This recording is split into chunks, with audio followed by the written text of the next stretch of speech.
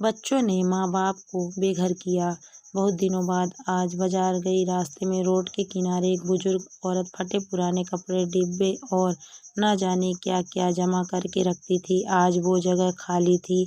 मुझे अनहोनी जैसा कुछ आभास हुआ। बाजार में भी मन नहीं लगा। लौटते समय बगल के ठेले वाले से पूछा। वो बोला, 1 महीना से ऊपर हुआ, सुबह में मरी पड़ी थी। मन दुखी हो गया। 3 बेटों की माँ थी। बेटों के बीच जायदाद को लेकर हुए विवाद में माँ बेघर हो गई। पर माँ की ममता किसी रिश्तेदार के घर जाने से, खासकर भाई के बुलावे को भी ठुकरा दिया। अपने ही घर से बेघर होकर विक्षिप्त हो गई थी। जब भी उस रास्ते से गुजरती, कुछ बुदबुदाती, कोई परेशान करता तो दौड़ जाती। मैंने कई बार चाहा कि कुछ खाने का सामान ले जाके दे दूं, पर बगल के दुकान वाले ने कहा, ना जाने कब भड़क उठेगी ये, रात में लोग कुछ रख देते हैं वही खा लेती है। सप्लाई का पानी आता है, वही से पानी भी पी लेती है। कड़ाके की ठंड में भी यहीं पड़ी रहती है। नगर पालिका वाले बहुत कोशिश करते हैं कि खुले में ना रहे, पर ये मानती ही नहीं। कुछ दयालु लोग रात में अलाव जला कर रखते हैं। कुछ लोग गर्म कपड़ा भी रख जाते हैं।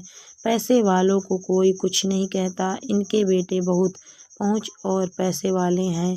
1-2 लोगों ने शुरू में समझाना चाहा, पर आज मुक्त हो गई अपनों के दिए दुख से। मुझे नींद नहीं आ रही थी। रात में ऐसी ही मिलती जुलती घटना याद आ गई। मैं 5वीं क्लास में थी। एक बुजुर्ग आते थे अगरबत्ती बेचने। एक दिन बहुत गर्मी थी और धूप भी बहुत तेज था। दोपहर का समय, सब लोग घरों के अंदर थे। लगा कोई दरवाजा खटखटा रहा है। मैं गई तो देखा अगरबत्ती वाले बाबा पसीने से तरबतर खड़े थे। लग रहा था बेहोश हो जाएंगे। मैंने कुर्सी दी बैठने के लिए, फिर फ्रिज से पानी निकाल उसमें ग्लूकॉन डी डाला और बाबा को पिलाया। थोड़ी देर में बाबा नॉर्मल हुए। मैंने कहा, इतनी गर्मी में आप क्यों निकले? बाबा मुस्कुरा के रह गए। मैंने कहा, फिर आना बाबा, अब रोज का ये सिलसिला हो गया। बाबा रोज आते, मैं रोज उन्हें कभी रोटी तो कभी चने का सत्तू, कुछ भी जरूर खिलाती पिलाती। मेरे स्कूल जाने से पहले आते। शनिवार और रविवार के दिन 1:30 से 2 बजे के बीच आते। मम्मी को भी मैंने कन्विंस कर लिया था कि इनको खिलाना बहुत पुण्य का काम है। कभी ऑरेंज फ्लेवर वाला चॉकलेट तो कभी अगरबत्ती का चंदन की खुशबू वाला पॉकेट, और हर रोज खूब ढेर सारा आशीर्वाद। मैं अपने दादाजी से मिलवाने के लिए बहुत बेचैन थी। संयोग से एक दिन दादाजी गांव से आए और अगरबत्ती वाले बाबा भी पहुंच गए। मैंने दादाजी को संक्षिप्त में सब कुछ बताया। हम उम्र थे, दोनों में बातें होने लगी। बाबा ने बताया, एक बेटा है मेरा, शादी के 13 साल बाद कितने मन्नत और मंदिरों के चौखट पर माथा पटका। हम दोनों पति पत्नी, तब इसका जन्म हुआ। बहुत प्यार से पालन पोषण किया। मेरा खुद का बनवाया हुआ 3 तल्ला मकान है। मैं चावल का अच्छा व्यापारी था। बेटा धीरे धीरे मेरा काम देखने लगा। मैं बहुत खुश था। मेरे होंठ के पास बहुत पहले से एक छोटा सा सफ़ेद दाग था, जो धीरे धीरे बढ़ने लगा। हम पति पत्नी बेटे पर आंख बंद करके विश्वास करते थे। बेटे की शादी भी सुंदर लड़की और अच्छा घर देखकर कर दिया। कुछ साल बाद घर और व्यापार सब बेटे के नाम कर दिया।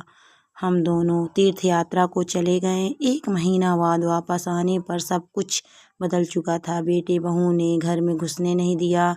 ये सफ़ेद दाग हमारे बच्चों को भी हो जाएगा। मैंने कितना समझाया, ये छूत की बीमारी नहीं है, पर उन्हें तो एक बहाना चाहिए था। मैंने परिचितों से कुछ पैसा लेकर नए सिरे से बुढ़ापे में फिर से गृहस्थी बसाई। जवानी में तो सब हंस के शौक से किया, पर अभी तो आंसू निकल पड़े। मेरी पत्नी मुगोड़ी पापड़ बड़ी बनाती है और मैं दुकान में तो कभी घर घर जाके बेचता हूँ। किसी तरह पेट भर रहे हैं बेटा। एक शहर में रहते हुए भी कभी कोई खोज खबर नहीं लेता। पोते पोतियों को देखने को हम लोग तरस जाते हैं। मेरे शुभचिंतकों ने थाने जाने की सलाह दी। मैं किसके खिलाफ जाऊं जिसे कितनी मन्नतों से पाया। हमने संतोष कर लिया है कि किस्मत में यही लिखा के लाए हैं। पिछले जन्म के कर्मों का फल है बेटा। फले फूले बस। दादाजी और अगरबत्ती वाले बाबा दोनों की आंखें लाल थी। एक की सुन के एक की सुना के बाबा का आना जारी रहा। 2 साल ऐसे ही गुजर गया। बाबा हमारे घर का हिस्सा बन चुके थे। 1 सप्ताह तक बाबा नहीं आए। मैं बेचैन हो गई। घर में भी सब परेशान।